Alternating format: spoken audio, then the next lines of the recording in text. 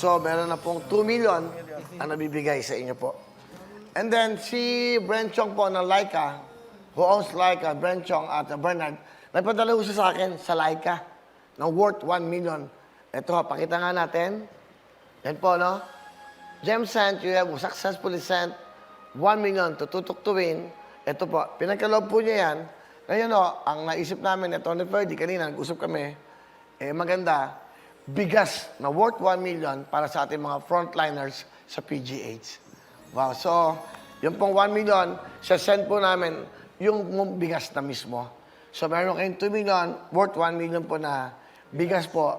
Ilan po bang frontliners o ilan ang nurses, doctors po ng PGH? 2,000. Mga 2,500 yung talagang nagsiserve sa mga pasyente.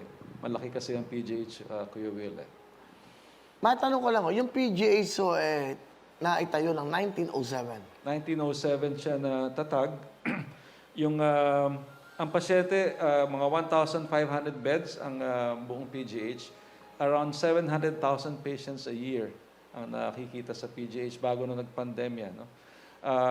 Yung nasunog na part is a building na natayo noong 1989 na kung saan lahat ng mga operating rooms, mga x-rays, MRI, CT scan nandoon, pati yung mga yung ICU ng mga bata. No? Kaya maraming naapektuhan din mga bata.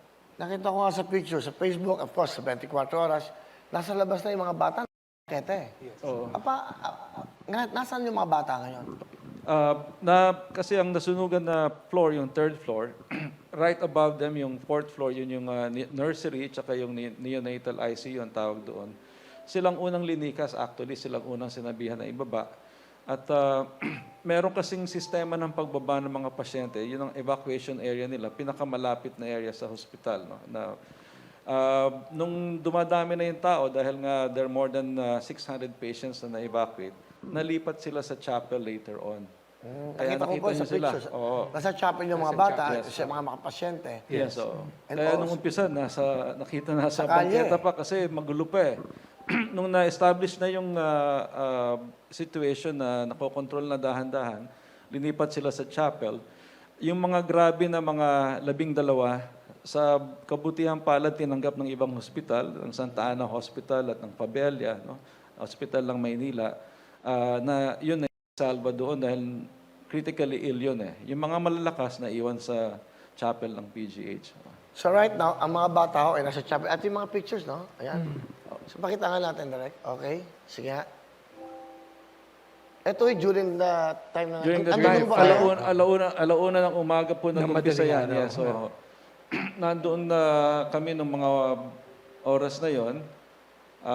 Habang nagkakagulo, sabi ko nga, napakalaking swerte ng PJ sa mga tao niya, no? Na very dedicated. Naraman niyo naman yung mga tumatakbo ng pabalik-balik sa umuusok na gusali, no? And then hindi nila iniwanan. So, ang importante pong nangyari dito, maayos na pag-evacuate ng mga pasyente at lumabas ang sistema na natutunan nila. At around 7 a.m., pinayagan na po kami ng Bureau of Fire na ibalik sila sa kanilang lugar. No? So, etong mga bata pong ngayon, lahat na naibalik na sa kanilang lugar. At sa kabutihang palad, wala namang pong nadisgrasya o lumala ang kondisyon. No? So, marami pong nagpadala ng tulong, kasama na kayo siyempre. Itong mga batang to, pati yung mga gatas nila, binigay ng ibang mga donors natin. Ano ang kailangan ng PGH sa ngayon? Sa ngayon po, ang malaking pangangailangan is rebuilding the capacity na mag-opera ulit. No? Kasi ang PGH po ay isa sa mga advanced center ng pag-oopera para sa mahihirap. No? Yung mga Ito ang tinatawag na gamutan ng bayan. Opo. Ang tawag nga po commonly tinatawag siyang ospital ng bayan. O yung tawag namin sa kanya. Because our patients come from all over the country po. Para maintindihan nyo natin, hindi ko rin po alam. Ang PGH po is a government hospital. Gobyerno po siya. Suportado po siya ng gobyerno. That's right. So lahat po ng pumupunta dyan, operasyon, gamot, nagpapagamot, wala pong binabayad. Wala po. Ang programa pong pinipilit naming itaguyod sa PGH, walang singkong gagastusin pag charity patient. Yun po ang pinipilit naming mangyari ngayon. In conjunction sa plano ng universal healthcare. No? So yun po yung pinipilit namin mabigay. Kahit may mga pasyente po, uuwi sila, ang nagastos ng hospital, 1 million pesos, mga ganun po. So, yun po ay libre. Libre po lahat. Oh. So, Willie, meron ba kayong gusto ng ano yan? Well, ang laking pinagbago kumpara sa nung nakaraan. Nung nakaraan, miski na ospital ng bayan, significant pa rin yung contribution ng, kumbaga, copay ng pasyente. Pero ngayon, talagang laking pinagbago na halos talagang walang binabayad ng mga pasyente.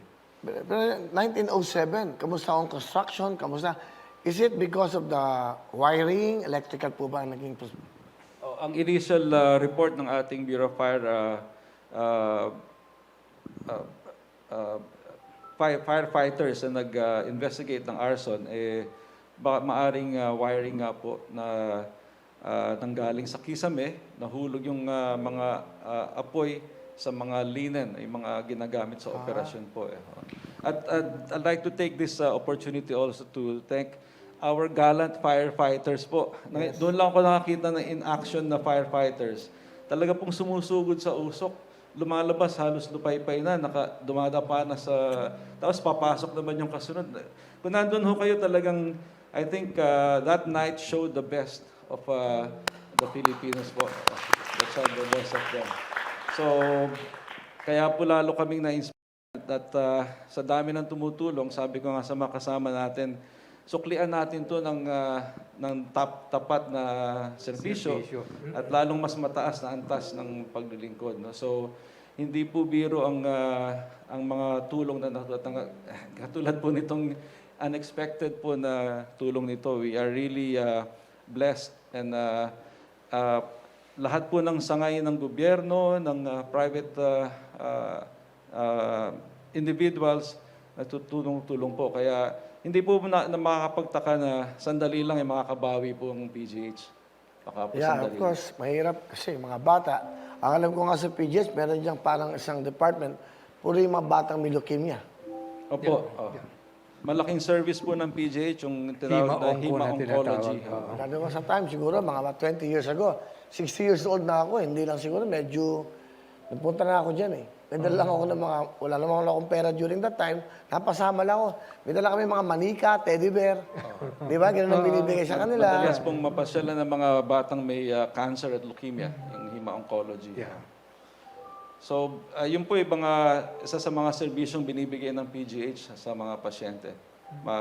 Pati yung advanced, ito pong naapektuhan na lugar, yung operating room, ito yung advanced surgical unit po ng mga naapektuhan. No? So, yung mga operasyon na dati yung lang mayayaman ang may kaya, ngayon po nabibigay na rin sa mga walang kaya dahil naponduhan ng gobyerno, naponduhan ng pribadong mga sektor, kaya po nadi-deliver na rin yun sa kanila. So, naisip ko ngayon, ngayon, sana wala lang pandemya, no? Para magwawawin ako sa PGH.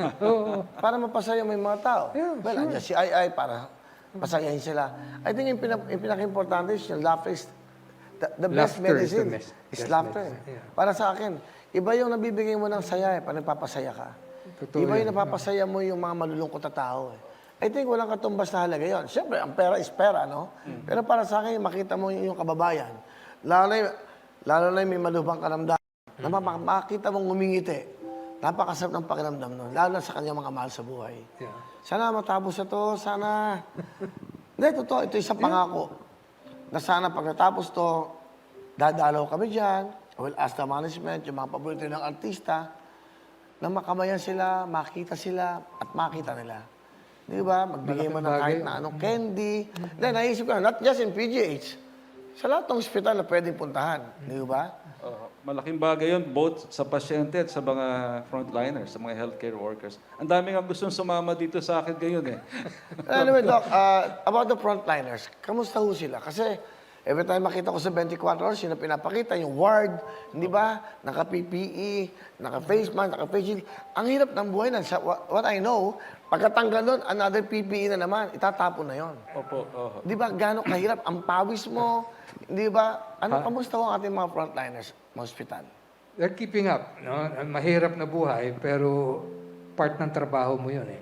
So, tanggapin mo, trabaho ka ng tapat, may sukli naman ng satisfaction eh. Hello mga kapuso! Ako po si Ipon. Minabati ko unang-una dyan mga kaipo natin, mga kaskwami ko dyan. Nagustuhan nyo ba ang video na to? Marami pa kaming inanda para sa inyo. Mag-subscribe lang sa Wowin YouTube channel.